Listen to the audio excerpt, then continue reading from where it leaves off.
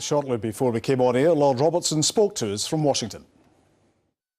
Lord Robertson, if Scotland became independent, it would be the democratic will of the people. How could that possibly be cataclysmic? The decision is for the Scottish people, but it has consequences outside of Scotland, outside of the United Kingdom. If the United Kingdom was to break up, which is what Scotland seceding from the Union means, then it would mean the breakup of Britain and the breakup of the fourth largest economy in the world and the second military power in the West. So it would have dramatic implications well beyond Scotland's borders, even although that is a decision that will be democratically taken by the Scottish people. But it can't be taken assuming that nobody's going to notice or it won't have an effect. Are you saying that the Scottish people should be considering world stability when making their decision then? Surely Scotland's not that influential.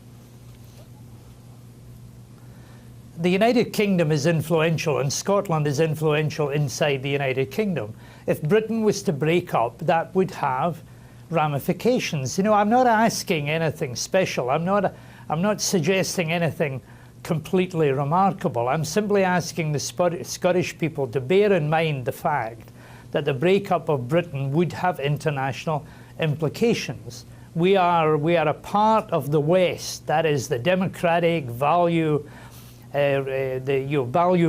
societies in the world, and at a time when the world is fraught and where there are all sort of crises round about us, the breakup of Britain would be noticed and would have consequences. So the Scottish people need to bear that in mind. It might not change their mind, but it would be entirely wrong if we simply made a decision based on domestic considerations, remembering that there are wider implications as well. You say it's a reasonable point to make, but you do so in very robust language, as I say, cataclysmic. You talk of forces of darkness. Some people say that that's crass and offensive language. Well, the nationalists would think that anything I said was crass and offensive. That's the way they deal with arguments. You know, why don't they actually take on the argument that I make instead of picking on words that I've used? I'm simply saying that if the United Kingdom was to break up, then it would break up one of the anchors of Western stability in the world today, and that is bound to have implications for stability in the world as a whole. But it's characteristic of the way in which this debate is conducted by the nationalists, that every time that somebody comes out with an argument based on knowledge and experience, they simply say that it's bluster and it's scaremongering without addressing the point that is being made. If they've got an argument with me, why don't they make it? Why don't they actually say whether they agree that this breakup of Britain would have implications for the rest of the world, instead of just abusing me? But they're not abusing you necessarily. Surely language and tone is important. They say that you've done a disservice to the debate by using these words, forces of darkness, cataclysmic.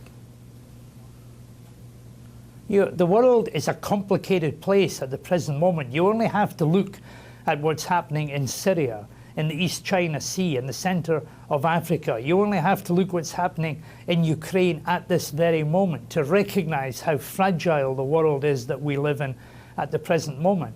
The United Kingdom is very much part of the stable, predictable part of the world that is called the West. So if Britain was to break up and we were to spend our time in the UK as a whole, spending the next 2 or 3 years negotiating about the split of national assets or the line in the North Sea or how you picked out Scottish regiments from the British Army, then we will not be participating in what are momentous international events.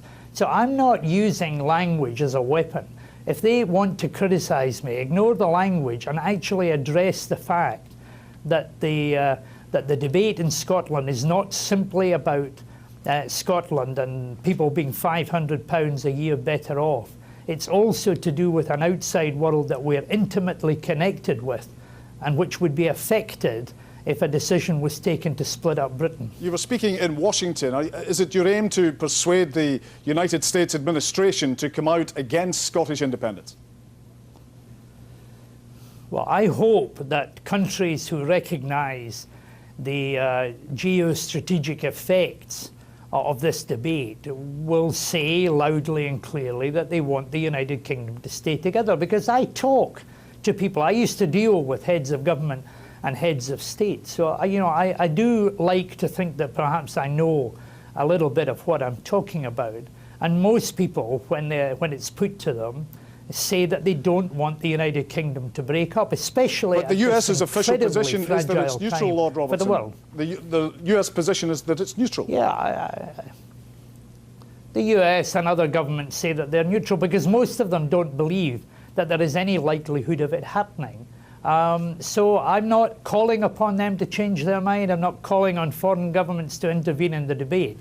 I'm simply saying that if there are leaders in the world who recognise how important the role of the United Kingdom is and who would deplore the fact that Britain was broken up, should perhaps express a view about it. I can't dictate, I can't even suggest. All I'm saying is I'm warning people that there are broader implications of what we're doing on the 18th of September.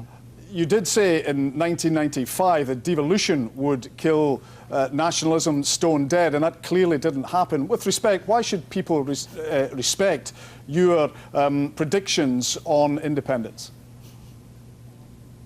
Well, it didn't kill nationalism stone dead since then, and these were words that I used at the time, and I've yet to be proved wrong. It may well be that devolution will kill this aspect of Scottish nationalism that demands secession from the United Kingdom and the breakup of Britain. Time alone is going to tell about that. But rather than this being thrown at me at the present moment, why don't they address the major points that I'm making?